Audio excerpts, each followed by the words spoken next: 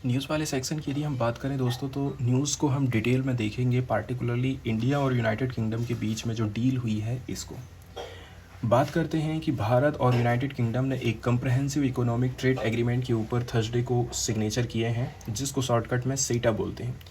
ये सिग्नेचर ठीक है, पार्टिकुलरली प्रधानमंत्री नरेंद्र मोदी की यूके की यात्रा के दौरान हुआ है।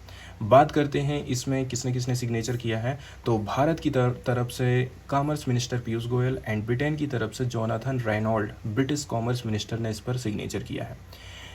यानी दोनों देशों के वाणिज्य मंत्रियों ने मिलकर के इस डील को फाइनलाइजेशन किया है। बात करते हैं कि इसमें नया चीज़ क्या हो सकता है। इस डील के साथ ही दोनों देशों ने मिलकर के एक नया कोऑपरेशन फ्रेमवर्क भी लॉन्च किया है।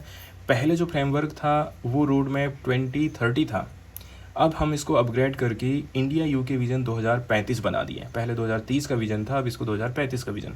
मतलब अगले 10 सालों तक भारत और यूके मिलकर के कई सारे सेक्टर जैसे trade, education, health and technology में डीप कोऑपरेशन करेंगे। पीएम मोदी का क्या कहना था, तो प्रधानमंत्री नरेंद्र मोदी ने बोला है कि आज का दिन जो है भारत और ब्रिटेन की बायलैटरल रिलेशन के लिए एक हिस्टोरिकल डे माना जाता है। ये बात उन्होंने ब्रिटिश प्रधानमंत्री कीर स्टारमर के साथ एक प्रेस स्टेटमेंट में बोली थी, जो कि चेकर्स मतलब ब्रिटिश पीएम का ऑफिशियली काउंटी रेसिडेंस होता है। इसके बाद प्रधानमंत्री नरेंद्र मोदी का कहना है कि इससे बहुत ज़्यादा फ़ायदा मिलने वाला है इंडिया को, नुकसान कम होगा और फ़ायदा ज़्यादा होगा। इंडियन फार्मर किसानों को बेहतर एक्सपोर्ट अपॉर्चुनिटी मिलेगी। एमएसएमई सेक्टर, छोटे और मंझोले उद्योग, micro small and medium enterprises को नया मार्केट मिल जाएगा। Indian footwear and jewellery export बढ़ेगा, मतलब भारत के जूते चप्पल और गहनों का एक्सपोर्ट बढ़ जाएगा। Sea food and engineering goods के लिए भी एक ये बहुत बड़ा मौका है, जैसे कि हम फिश एक्सपोर्ट कर सकते हैं, प्रॉन्स मतलब झींगा। इसके अलावा इंजीनियरिंग उत्पाद जैसे मशीनों का एक्सपोर्ट, मतलब भारत की अलग अलग सेक्टर को इंटरनेशनल मार्केट में जगह मिलेगी, कम टैक्स लगेगा। प्रधानमंत्री नरेंद्र मोदी ने इशारा किया है कि अब ब्रिटेन के मेडिकल डिवाइस जैसे कि हार्ट स्टेंट, सर्जिकल टूल, साथ ही साथ एरोस्पेस पार्ट्स जैसे कि हवाई जहाज़ के कलपुर्जे भारत में आसानी से बेचे जा सकते हैं, क्योंकि इन पर हम लोअर टैरिफ लगाएंगे। इसका मतलब यह है भारत और ब्रिटेन दोनों ही देशों ने गिव एंड टेक किया है, एक हाथ से लेना है और दूसरे हाथ से देना है। इस प्रकार की स्ट्रेटजी हमको देखने को मिली है। दोनों ही तरफ से जोर दिया जा रहा है कि किस प्रकार से हम पॉलिटिकल कॉन्स्टिट्यूएंट्स के लिए फ़ायदा पहुंचा सकते हैं, चाहे वो किसान है, व्यापारी है, एक्सपोर्टर है, सबको फ़ायदा मिले। ब्रिटेन में मैन्युफैक्चरर, डिस्टिलरीज, सर्विस सेक्टर को बहुत फ़ायदा मिलने वाला है। मोदी जी ने एक मज़ेदार क्रिकेट कंपैरिजन में चीज़ कही थी। उन्होंने क्या बोला था, कभी कभी गलती हो सकती है, स्विंग एंड मिस, लेकिन हम ईमानदारी और साफ नीयत से काम करते हैं, प्ले विथ स्ट्रेट बैट, और हमारी कोशिश है कि हम एक लंबी और मजबूत पार्टनरशिप बनाएं, high scoring and solid partnership. ये statement India England cricket match के समय दिया गया था, जिससे बात को और भी ज़्यादा रिलेटेबल बनाए, क्योंकि अभी हाल फिलहाल में टेस्ट चल रहा है ना इंडिया और ब्रिटेन के बीच में। बात करते हैं, ये ब्रिटिश वर्कर के लिए भी बहुत ज़्यादा फ़ायदा होने वाला है कटिंग एज मैन्युफैक्चरिंग के सेक्टर में। यूके के प्राइम मिनिस्टर स्टारमर ने बोला है कि ये ट्रेड डील ब्रिटेन के वर्कर के लिए फ़ायदेमंद है, खास करके कटिंग एज मैन्युफैक्चर में काम करने वाले लोग, जैसे कि एडवांस टेक्नोलॉजी, एरोस्पेस, रोबोटिक्स बनाने वाले वर्कर। विस्की डिस्टिलरीज इन स्कॉटलैंड, मतलब जो स्कॉटलैंड में विस्की बनाते हैं उन्हें ज़्यादा एक्सपोर्ट का मौका मिलेगा। सर्विस सेक्टर जैसे लंदन, मैनचेस्टर, लीड्स जैसे सिटीज़ में जो आईटी, फाइनेंस, कंसल्टिंग जैसे सर्विस में काम करते लोग हैं, इनको भी फ़ायदा मिलेगा। मतलब अलग अलग सेक्टर को भी नए बिजनेस अपॉर्चुनिटीज़ मिल रही हैं। बात करते हैं भारत के कपड़ा उद्योग की, फूड इंडस्ट्री एंड जूता चप्पल का जो बिजनेस है, ये काफ़ी ज़्यादा फ़ायदा इसको पहुँचेगा। इंडिया के कपड़ा, जूता, खाना अब यूके में सस्ता मिलेगा। क्यों? क्योंकि अब इंपोर्ट टैरिफ कम हो जाएंगे, तो इंडियन गुड्स ब्रिटिश मार्केट में काफ़ी चीपर पड़ने लगेंगे। ब्रिटेन की बिगेस्ट ट्रेड डील्स मानी जा रही है जब से ब्रिटेन ब्रेग्जिट हुआ है। यूके ट्रेड मिनिस्टर रेनॉल्ड का कहा है कि भाई ये ब्रेग्जिट के बाद का सबसे बड़ा ट्रेड डील माना जाता है ब्रिटेन के लिए। ब्रेग्जिट मतलब 2016 में यूके ने यूरोपियन यूनियन को छोड़ दिया था। इसके बाद यूके ने नए ट्रेड पार्टनरशिप ढूंढना स्टार्ट किया, तो इंडिया के साथ हुआ ये डील उनकी बिगेस्ट अचीवमेंट बन गई है। बात करते हैं, it is the best deal that India has ever offered everyone. साथ ही साथ रेनॉल्ड ने बीबीसी को बताया है कि ये जो डील है सबसे बेस्ट है जो इंडिया ने किसी भी देश को अब तक ऑफ़र किया है। इसका मतलब ये है इंडिया ने भी इस डील में काफ़ी स्ट्रॉन्ग टर्म्स दिए हैं, जैसे यूके की गुड्स पर कम ड्यूटी लगाना, easy access to Indian market for British companies. और ये जो अनाउंसमेंट है ना, इतने जल्दी नहीं हुआ, कम से भी कम 3 साल तक इसमें बातचीत हुई है। तो 2021 की जो बातचीत में दोबारा से ये कहना चाहिए मुद्दा फिर से उठा था, इसको री लॉन्च किया गया था और फाइनली फिर 2025 में हम इसके ऊपर काम कर पाए थे।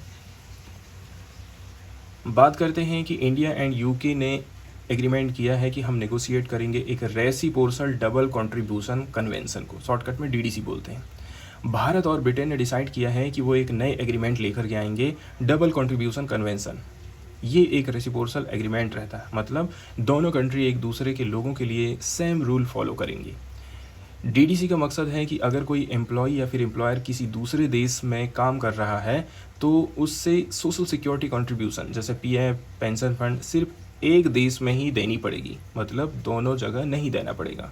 और ये रूल 3 साल तक अप्लाई होगा। इसके बाद current exemption period is for 1 year. अभी तक जो रूल था उसमें ये छूट थी सिर्फ 1 साल के लिए, लेकिन नए एग्रीमेंट के बाद ये 3 साल तक पहुंच जाएगी, जो काफ़ी फ़ायदेमंद है फॉरेन एम्प्लॉयज़ के लिए। इसके बाद विजन 2035 की भी चर्चा करी जाती है। इंडिया यूके विजन 2035 एक लॉन्ग टर्म कोऑपरेशन प्लान है जिसमें दोनों देश मिलकर के काम करेंगे, जैसे कि ग्रोथ एंड जॉब्स के ऊपर, इकोनॉमिक डेवलपमेंट और नौकरियां क्रिएट करना, टेक्नोलॉजी में specially cyber security and digital innovation के ऊपर काम होगा, जैसे कि टेक्नोलॉजी सिक्योरिटी इनिशिएटिव का एक्सटेंशन है जो 1 साल पहले चालू हुआ था। क्लाइमेट के ऊपर जैसे green energy, climate change mitigation, साथ ही साथ डिफेंस एंड सिक्योरिटी, इसमें strategy cooperation and military partnership की भी ऊपर बातचीत होने वाली है। इसके बाद दोनों देशों ने डिसाइड किया है कि प्राइम मिनिस्टर रेगुलरली मिलते रहेंगे, हर साल फॉरेन मिनिस्टर मिलके चेक करेंगे कि विजन 2035 कितना इम्प्लीमेंट हो रहा है। इससे अकाउंटेबिलिटी और ट्रांसपेरेंसी काफ़ी ज़्यादा बढ़ने वाली है। इसके अलावा दोनों तरफ से डिस्कशन किया गया है ग्लोबल एंड रीजनल इशूज़ के ऊपर ड्यूरिंग थर्सडेज टॉक्स।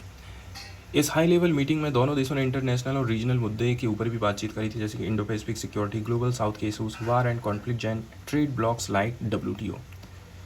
तो साथ ही साथ कमिटमेंट हमको देखने को मिला है, इंडिया और यूके ने मिलकर के प्रॉमिस किया है कि वो मल्टीलैटरिज्म को स्ट्रॉन्ग और रिफॉर्म्स करेंगे, खास करके यूनाइटेड नेशंस और उसके इम्पोर्टेंट इंस्टीट्यूशंस में। मल्टीलैटरिज्म का मतलब होता है जब कई देश मिलकर ग्लोबल लेवल पर डिसीजन लेते हैं, जैसे कि UN, WTO, WHO, IMF। Reform का फोकस होगा ग्लोबल इंस्टीट्यूशन के ऊपर, United Nations and security council, Commonwealth, WTO, WHO, IMF और वर्ल्ड बैंक। इसके बाद आज की दुनिया में जैसे नए पावर सेंटर उभर रहे हैं, इंडिया, ब्राज़ील, साउथ अफ्रीका, तो वैसे ही ग्लोबल इंस्टीट्यूशन को भी उनको प्रॉपर रिप्रेजेंटेशन देना चाहिए। जैसे UNSC में अभी भी परमानेंट मेंबर वही हैं जो 1945 के बाद डिसाइड हुए थे, लेकिन आज इंडिया जैसा कंट्री जो ग्लोबल इकोनॉमी, पीस कीपिंग और ट्रेड में की प्लेयर है, उसका परमानेंट सीट होना लॉजिकल है। यूके खुद UNSC का परमानेंट मेंबर है, वीटो पावर है, लेकिन वो ओपनली इंडिया की परमानेंट मेंबरशिप को सपोर्ट करता है। ये इंडिया के लिए एक मेजर डिप्लोमेटिक सपोर्ट है।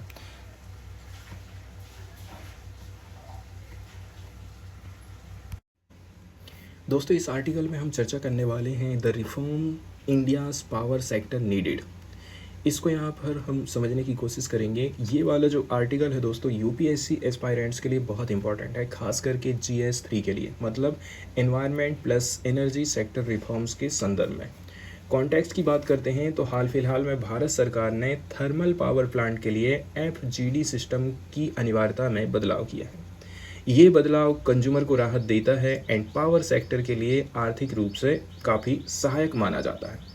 बात करते हैं कि ये FDG आखिर होता क्या है। तो इसका यदि हम पिक्चर देखें दोस्तों, उतना तो क्लियर हमें समझ में नहीं आएगा, लेकिन ये उपकरण कुछ इस प्रकार से होता है। इसको बोलते हैं फ्लू गैस डीसल्फ्राइजेशन। एक टेक्नोलॉजी होती है जिसका उद्देश्य होता है थर्मल पावर प्लांट से निकलने वाली सल्फर, मतलब सल्फर डाइऑक्साइड को कम करना। SO2 एसिड रेन क्रॉप्स, पर्यावरण, हेल्थ और इंफ्रास्ट्रक्चर पर बहुत बुरा असर डालता है। इसीलिए तो 2015 में पर्यावरण मंत्रालय ने सभी 600 plus coal based thermal plants में एफजीडी लगाना अनिवार्य कर दिया था। बात करते हैं एफजीडी की ज़रूरत और प्रभाव का असेसमेंट करना। लेकिन भारत में जो कोयला यूज़ होता है उसमें एसओटी की मात्रा कम होती है, तो सरकार ने क्या बोल दिया, काफ़ी सारे जो प्लांट्स हैं हम उनको छूट दे देते हैं, क्योंकि भारत में जो कोयला यूज़ हो रहा है उसमें एसओटी की मात्रा कम होती है। कई सारे एक्सपर्ट और रिसर्चर ने क्वेश्चन उठाए थे कि क्या एफजीडी सभी जगह वाकई ज़रूरी है। चैलेंजेस की यदि हम बात करें तो इस प्रकार के जो उपकरण लगाया जाना है ना, इसकी लागत बहुत ज़्यादा होती है, इसलिए शायद इसको कंपनियां लगाने से कतराती हैं। एफजीडी की लागत ज़्यादा है, ज़्यादा पैसा खर्चा होगा, इससे बिजली की कीमत 0.25 से 0.30 रुपया प्रति किलोवाट आवर तक बढ़ सकती है। अब ये जो सीधा सीधा असर है, यदि कंपनी को 1 रुपये का भी कोई चीज़ नुकसान होगा तो वो हमसे 2 रुपये वसूलेगी। ये वो डिस्ट्रीब्यूशन कंपनीज और फिर सीधे सीधे उपभोक्ता कंज्यूमर तक पहुंच जाता है। साथ ही साथ टेक्निकल रूप से भी हर प्लांट पर हम एफजीडी नहीं लगा सकते हैं। इसी वजह से ministry of power plus IIT Delhi ने एक डिटेल असेसमेंट की ज़रूरत बताई थी कि भाई इसमें हमें कुछ अध्ययन करने की ज़रूरत है। इसके बाद नेरी स्टडी की भी फाइंडिंग्स आई थी। नीति आयोग द्वारा कमीशन की गई रिपोर्ट, नेरी की स्टडी से पता चला है कि एम्बिएंट एयर में SO2 की मात्रा 80 माइक्रोग्राम घन मीटर से भी काफ़ी कम है। यहाँ तक कि उन जगहों पर भी जहाँ एफजीडी नहीं लगा है, तो जहाँ SO2 इतना ज़्यादा कम है वहाँ हमें इस प्रकार के उपकरण लगाने की ज़रूरत नहीं है। बात करते हैं इंडिया की लोकेशन की। High solar radiation and strong air mixing, अच्छी वेंटिलेशन की व्यवस्था, ठीक है, इन सब की वजह से SO2 जल्दी से वातावरण में फैल जाता है और इसका जो कंसंट्रेशन है ना बहुत कम हो जाता है।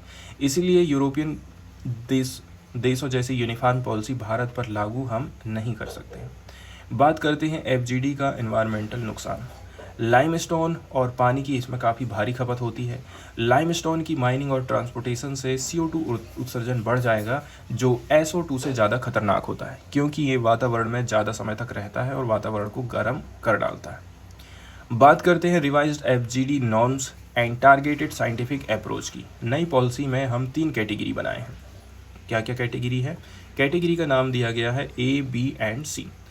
ए कैटेगरी में शामिल किया गया है वेरी लार्ज सिटीज़ के पास के प्लांट को, बी में आते हैं हैविली पॉल्यूटेड एरियाज़ में स्थित प्लांट्स एंड सी में ऑल प्लांट्स आ जाते हैं। तो हम कह रहे हैं ए और बी कैटेगरी के प्लांट में ही एफजीडी ज़रूरी है, मतलब जो कि बड़े बड़े शहरों के पास प्लांट लोकेटेड हैं उसमें, एंड जहाँ ज़्यादा पोल्यूशन है वहीं पर हमें एफजीडी लगाने की ज़रूरत है। इसका फ़ायदा क्या होगा? लगभग 78% पावर प्लांट को एफजीडी से छूट मिल गई है। इससे बहुत बड़ा कैपिटल सेविंग हुआ है, जिसे अब रिन्यूएबल एनर्जी में इन्वेस्ट किया जा सकता है। इससे इलेक्ट्रिसिटी टैरिफ्स भी नहीं बढ़ेगा, मतलब कंज्यूमर को काफ़ी राहत मिलेगी। कंक्लूज़न में हम ये बोल सकते हैं, भारत में भविष्य में रिन्यूएबल एनर्जी प्रमुख भूमिका निभाने वाली है। रिन्यूएबल एनर्जी के बहुत सारे सोर्सेस हो सकते हैं, जैसे पिक्चर में आपको दिखाई दे रहा है, लेकिन तब तक डोमेस्टिक कोल बेस्ड पावर भी हमें ज़रूरी रहेगा, क्योंकि ये एनर्जी सिक्योरिटी से जुड़ा हुआ है। ये सुधार न केवल पब्लिक बर्डन को कम करता है, बल्कि एक प्रैग्मेटिक मतलब यथार्थवादी and permanent energy policy, sustainable energy policy की तरफ भी इशारा करता है। तो दोस्तों, यूपीएससी के हिसाब से देखा जाए, जीएस पेपर 3 के साथ आप इसको रिलेट कर सकते हैं।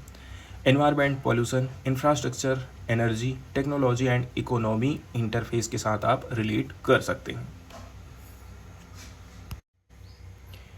इसके बाद हम चर्चा करने वाले हैं वैक्सीन होप इन मलेरिया फाइट नामक ये जो एडिटोरियल है दोस्तों, बहुत ही इम्पोर्टेंट है।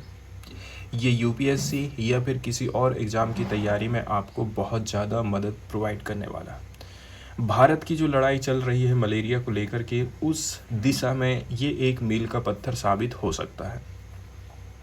कॉन्टेक्स्ट की बात करते हैं, हाल फिलहाल में भारतीय चिकित्सा अनुसंधान परिषद ICMR ने एक नई मलेरिया वैक्सीन जिसका नाम है एडफाल्सीवैक्स, इसकी घोषणा करी है, ठीक है। और इसकी यदि आप इमेज देखोगे ना किस प्रकार से दिखाई देती है, तो ये इस प्रकार से दिखाई देती है दोस्तों। अब इन्होंने घोषणा कर दिया है कि हम इसके ऊपर रिसर्च कर चुके हैं। अब इसे वे प्राइवेट कंपनियों के साथ में मिलकर के developing, testing and commercially manufacturing करने का काम करेंगे। बात करते हैं एड फाल्सीवैक्स वैक्सीन की। ये वैक्सीन खास तौर पर प्लाज्मोडियम फाल्सीफेरम के 2 हिस्सों को टारगेट करने का काम करती है। ये मलेरिया का वो पैरासाइट होता है जो इंसानों में सबसे ज़्यादा संक्रमण फैलाता है। हालांकि भारत में मलेरिया ज़्यादातर प्लाज्मोडियम वाइवैक्स से होता है और एड फाल्सीवैक्स पी वाइवैक्स के खिलाफ ज़्यादा असरदार नहीं है। दिक्कत यहाँ पर ये हो जाती है। बात करते हैं ये जो रिसर्च है इतनी ज़्यादा महत्वपूर्ण क्यों है। मलेरिया एक पैरासाइटिक बीमारी है, मतलब ये मच्छरों से फैलती है। इसमें बुखार आना, ठंडी लगना, पसीना आना, मिचली, उल्टी और डायरिया आदि लक्षण हमको दिखाई देते हैं। गंभीर मामलों में ये हमारे दिमाग को प्रभावित करने लग जाता है, फेफड़ों में पानी भरने लग जाता है, अंगों को नुकसान पहुंचाता है या फिर मौत तक हो सकती है इस बीमारी के चलते। ग्लोबल फैक्ट की यदि हम बात करें दोस्तों, तो मलेरिया के जो केसेस हैं ना पूरी दुनिया में बहुत ज़्यादा हमको देखने को मिलते हैं। WHO कहता है कि भाई हर साल लगभग करीब 4 लाख लोगों की मौत हो रही है मलेरिया से। हर साल 4 लाख लोग। सबसे ज़्यादा डेथ होती है African countries Nigeria, Congo and Tanzania में। वहीं यदि हम इंडियन कॉन्टेक्स्ट की बात करते हैं दोस्तों, तो इंडिया में भी भारत में मलेरिया में मौतें 1995 में 1115 से गिर करके 2022 में केवल 83 हो गई हैं। ये डेटा प्रस्तुत किया गया है NVBDCP के हिसाब से। लेकिन WHO के हिसाब से देखा जाए भारत में 5511 मौतें हुई हैं 2022 में। गैप इसलिए है क्योंकि WHO अनुमान बताता है और NVBDCP केवल रिपोर्ट की गई मौतें बताती हैं। बात करते हैं इस वैक्सीन की कि ये जो वैक्सीन है कैसे काम करती है।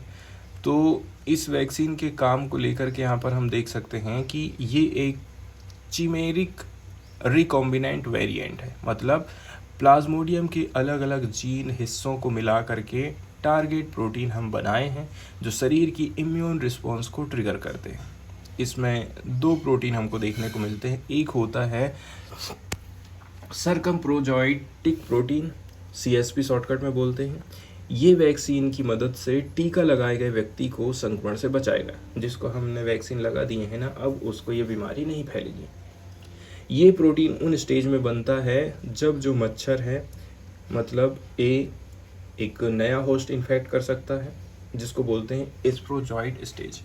सेकंड, हमारे लीवर को प्रभावित करे और उसको मल्टीप्लाई करते जाए जिसको बोलते हैं लीवर स्टेज। तो इसमें ये मदद करेगा क्या चीज़, सर्कम्प्रोजॉइट प्रोटीन। सेकंड नंबर में आया गया है Pro6CS प्रोटीन। इसका काम है कम्युनिटी में संक्रमण को फैलने से रोकना। ये जो प्रोटीन होता है मच्छर की मिडगट में, आंत में पैरासाइट के डेवलपमेंट को रोकता है जिससे आगे किसी और को फिर मलेरिया नहीं होने वाला है। ये जो वैक्सीन आई है दोस्तों, ये बहुत ज़्यादा फ़ायदा पहुंचाने वाली है हमें। Better than RTS-S and R21। बाकी दोनों सिर्फ CSP यूज़ करते हैं और सिर्फ व्यक्ति को ही बचा सकते हैं, लेकिन जो एड फाल्सीवैक्स है कम्युनिटी स्प्रेड को भी रोकता है, बहुत बड़े मात्रा में फैलाव को रोकता है। इसके बाद जो इम्यून सिस्टम है काफ़ी स्ट्रॉन्गर हो जाता है। ये फुल लेंथ CSP यूज़ करता है जिससे इम्यून रिस्पॉन्स ज़्यादा असरदार होता है। इसके बाद 90% प्रोटेक्शन हमको देखने को मिला है माइस में। टेस्ट में इन चूहों में 90% से ज़्यादा सुरक्षा मिल गई है। लॉन्गर इम्यूनिटी हमको देखने को मिली है। ये वैक्सीन दूसरी वैक्सीन से ज़्यादा समय तक सुरक्षा प्रोवाइड कर रही है, इसीलिए ये बहुत ही ज़्यादा महत्वपूर्ण है। इसके बाद एडजुवेंट एलम एक सेफ बूस्टर होता है जो कि इन्फ्लेमेशन नहीं करता है, अनलाइक जैसे कि हमको S01 या फिर RTS-S या फिर मैट्रिक्स MR21 में देखने को मिला है। इसके बाद रूम टेम्परेचर स्टेबल है, हमको रखने की भी कोई झंझट नहीं है कि भाई हमको फ्रिज में ही रखना है। एड फाल्सीवैक्स 9 महीने तक कमरे के टेम्परेचर पर सेफ रह सकती है, मतलब कोल्ड चेन की डिपेंडेंसी भी हमारी कम हो जाती है। कंक्लूजन में हम ये बोल सकते हैं कि एड फाल्सीवैक्स मलेरिया उन्मूलन की दिशा में एक उम्मीद भरा और वैज्ञानिक रूप से मजबूत कदम है, लेकिन इसकी सफलता इस पर निर्भर करेगी कि भाई हम इसको तेज़ी से लागू करें। सभी मलेरिया स्ट्रेन्स जैसे कि प्लाज्मोडियम वाइवैक्स के लिए भी हमें समाधान खोजना है और एक हमें इंक्लूसिव स्ट्रेटजी अपनाना है जो वैक्सीनेशन इसके अलावा इसकी रोकथाम और लोगों के बीच में क्या चीज़, जागरूकता। बात करते हैं यूपीएससी के मेंस एंड प्रीलिम्स के हिसाब से, तो एथिक्स के साथ में भी इसको लिंक्स किया जा सकता है, public health and equity, GS paper 2 health policies and ICMR's role, GS paper 3 science and tech, vaccine and biotech के साथ में। और यहाँ से निबंध की थीम भी बन जाती है, science for society, innovation in public health. अगली वाली जो न्यूज़ यहाँ पर हम डिस्कस करने वाले हैं दोस्तों, ये न्यूज़ बताती है कंबोडिया एंड थाईलैंड के बीच में क्या रिलेशन चल रहा है। थाईलैंड और कंबोडिया के सैनिकों के बीच गुरुवार को बॉर्डर पर कई सारी जगहों पर क्लैश हुई, झड़प हुई। ये झगड़ा पहले की तुलना में काफ़ी ज़्यादा बड़ा माना जाता है, मेजर एस्केलेशन माना जाता है, और इस टकराव में कम से भी कम 11 लोग मारे गए हैं, जिनमें ज़्यादातर सिविलियंस हैं। दोनों पक्षों ने स्मॉल आर्म्स, आर्टिलरी और रॉकेट्स का यूज़ किया। थाईलैंड ने तो हवाई हमला भी किया था।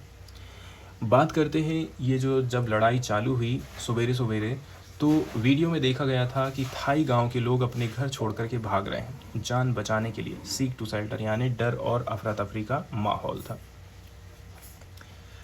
डिफेंस मिनिस्ट्री के प्रवक्ता सुरशांत कोंगसिरी ने बताया है कि बॉर्डर पर कम से भी कम 6 इलाकों में लड़ाई चली थी। Fighting was going on. ये कोई एक जगह की घटना नहीं है, मतलब कई जगहों पर ये लड़ाई चल रही। इस झगड़े की वजह है बुधवार को बॉर्डर पर हुए एक माइन एक्सप्लोजन। इस धमाके में 5 थाई सैनिक घायल हो गए थे। इसके बाद बैंकॉक ने अपना एम्बेसडर कंबोडिया से वापस बुलाया और कंबोडियन राजदूत को एक्सपेल कर दिया, मतलब डिप्लोमेटिक रिलेशन ख़त्म हुआ यहाँ से। थाईलैंड ने भी सभी ज़मीनी बॉर्डर क्रॉसिंग को सील कर दिया और अपने सिटीजन से बोला है कि वो कंबोडिया छोड़ दें। ये सुरक्षा के लिहाज से उठाया गया एक कदम माना जाता है। अब थाईलैंड और कंबोडिया जो कि साउथ ईस्ट एशिया के पड़ोसी देश हैं, इनके बीच में बॉर्डर का डिस्प्यूट लंबे समय से चल रहा है। 800 किलोमीटर की लंबी सीमा पर ये झगड़े कभी कभी उभरते रहते हैं और अक्सर इसमें गोलीबारी भी होते रहती है। ये कोई नई बात नहीं है। मई के महीने में एक कंबोडियन सैनिक की डेथ हो गई थी। इसके बाद से दोनों देशों के जो रिलेशन है और भी ज़्यादा डिटोरिएटेड हो गए हैं, और जो गुरुवार को झगड़ा हुआ ना, वो बिगर इन स्केल एंड इंटेंसिटी था। गुरुवार की सुबह की जो पहली झड़प थी सुरिन थाईलैंड, ठीक, एंड ओडार मेंचे कंबोडिया प्रांत की सीमा पर स्थित पुराने मंदिर, क्या नाम है, ता म्यून थोम के पास में हुई थी। अब थाई इलाके से एक वीडियो आया है जिसमें बताया जा रहा है कि लोग अपने घर से भाग रहे हैं और एक कंक्रीट बंकर की जगह में छिप रहे हैं क्योंकि बाहर एक्सप्लोजन हो रहा है। थाई की आर्मी का कहना है कि उन्होंने पहले एक ड्रोन की आवाज़ सुनी, फिर देखा कि 6 कंबोडियन सैनिक उनकी पोस्ट की ओर आ रहे हैं। थाई सैनिकों ने उन्हें रोकने के लिए आवाज़ भी लगाई, लेकिन कंबोडियन सैनिकों ने गोलीबारी चालू कर दी है। लेकिन कंबोडिया का कहना है कि सबसे पहले थाईलैंड ने ड्रोन भेजा और फिर हमला किया। कंबोडिया का दावा है उन्होंने सिर्फ सेल्फ डिफेंस में जवाब दिया है क्योंकि थाईलैंड ने अनप्रोवेक्ड बिना कारण इनकर्जन किया है। कंबोडिया के प्रधानमंत्री ह्यून मैनेट ने यूएन सिक्योरिटी काउंसिल के वर्तमान अध्यक्ष को लेटर लिख दिया और बोला है कि भाई तुरंत मीटिंग हो ताकि थाईलैंड की एग्रेशन को हम रोक सकें। थाई आर्मी का कहना है कि उन्होंने बाद में कंबोडिया के कुछ सैन्य ठिकानों पर एयर स्ट्राइक किए। वहीं कंबोडिया कहता है कि थाई जो लड़ाकू जेट हैं ने एक सड़क पर बम गिराए जो प्रिय विहेयर मंदिर के पास, मतलब ये इलाका ना पहले से ही डिस्प्यूटेड रहा है। थाईलैंड के फॉरेन मिनिस्ट्री ने आरोप लगाया है कि कंबोडिया ने केवल सेना पर ही हमला नहीं किया बल्कि नॉन मिलिट्री जगह पर भी हमला किया है, जिसमें एक हॉस्पिटल भी शामिल है। कुल मिलाकर के देखा जाए, थाईलैंड की तरफ से बोला गया है कि 11 लोगों की डेथ हुई है, जिसमें 10 जो है सिविलियन है और एक हमारा सैनिक है। इस झगड़े में 28 लोग इंजर्ड हैं, 4 सैनिक और बाकी सब जो है सिविलियंस हैं। तो बुधवार को जो माइन में विस्फोट हुआ था ना, इसके विरोध में थाईलैंड ने अपना राजदूत कंबोडिया से वापस बुलाया था और कंबोडियन राजदूत को भी एक्सपेल कर दिया था। थाईलैंड का कहना है कि ये जो माइन हाल ही में बिछाई गई थी और ऐसी जगहों पर थी जिन्हें दोनों देशों ने पहले सेफ जोन माना था। उनका कहना है ये रशियन मेड माइन थी जो थाईलैंड की सेना यूज़ नहीं करती। इसके बाद कंबोडिया ने थाईलैंड के आरोपों को बोला ये सब बेसलेस है और बोला है कि इस इलाके में कई सारी खदान और गोला बारूद पुराने ज़माने से ही पड़े हैं, 20वीं सदी के हैं, वे तो अब तक नहीं फटे हैं। इसके बाद नेक्स्ट वाली जो न्यूज़ हमने यहाँ पर डिस्कस करने वाले हैं दोस्तों, ये पार्टिकुलरली जुड़ी हुई है मदुरई स्थित अरविंद आई हॉस्पिटल के चेयरमैन एमिरुट्स डॉक्टर पी नाम पेरूमल सामी की डेथ से जुड़ी हुई है। 85 साल की उम्र में इनकी डेथ हो गई है, ठीक। ठीक है। इनकी फैमिली में पत्नी नचियार और 2 बेटे वेंकटेश पजना और विष्णु प्रसाद हैं। बात यदि हम करें इनकी, तो इनका जन्म हुआ था 9 जुलाई 1940 को थैनी डिस्ट्रिक्ट के एक छोटे से गांव में। इनकी फैमिली जो है एग्रीकल्चर से जुड़ी हुई थी।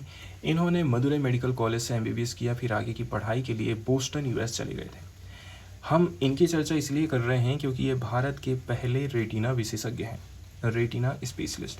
उन्होंने अर्स्काइन हॉस्पिटल मदुरई, जो कि अब गवर्नमेंट राजाजी हॉस्पिटल बन गया है, इसमें प्रैक्टिस किया। इसके बाद उन्होंने अपना खुद का इंस्टीट्यूशन चालू किया था, ठीक है। ये जानकारी उनके बेटे ने दी है। डॉक्टर नाम पेरूमाल स्वामी को 2007 में पद्मश्री मिला। ये सम्मान उन्हें नेत्र चिकित्सा, जिसको बोलते हैं ऑप्थोमोलॉजी के क्षेत्र में योगदान के लिए मिला था।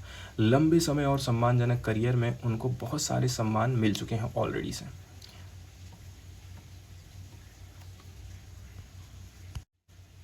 नेक्स्ट वाली जो न्यूज़ यहाँ पर हम डिस्कस करने वाले हैं दोस्तों, ये पार्टिकुलरली लक्षद्वीप में जो कोरल रीफ्स हैं उनकी गिरावट, उनकी संख्या जो घट रही है उसके ऊपर बेस्ड है। हिंद महासागर में सबसे लंबे समय से चल रहे कोरल रीफ मॉनिटरिंग प्रोग्राम से हमें बहुत ज़्यादा चिंताजनक जानकारी निकल करके मिली है। इस 24 साल लंबे स्टडी से पता चला है कि लक्षद्वीप द्वीप समूह में कोरल रीफ की संख्या 1998 की तुलना में आधी रह गई है। ऐसा क्यों हो रहा है? ऐसा हो रहा है मैरीन हीट वेव के चलते चलते, जो कि क्लाइमेट चेंज के चलते चलते और भी ज़्यादा गंभीर हो चुका है। हालांकि जो लोकल कंडीशन है, जैसे कि हम बात करते हैं वेव एक्सपोजर की, डेप्थ की, ये एक एसेंशियल रोल अदा कर रहा है कि कैसे करके रीफ रिस्पॉन्ड करती हैं एंड रिकवर करती हैं इस प्रकार के इवेंट्स से। इस अध्ययन का नाम दिया गया था local environmental filtering and frequency of marine heat wave influence decadal trends in coral composition, जो कि डाइवर्सिटी एंड डिस्ट्रीब्यूशन नामक जर्नल में प्रकाशित हुआ है।